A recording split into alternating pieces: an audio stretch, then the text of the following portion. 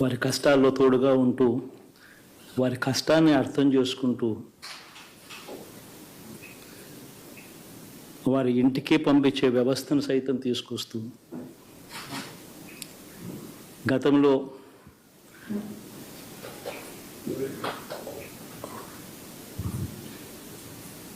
మా ప్రభుత్వం అధికారంలోకి రాకమునుపు ఇస్తా ఉన్న చాలని పెన్షన్ నుంచి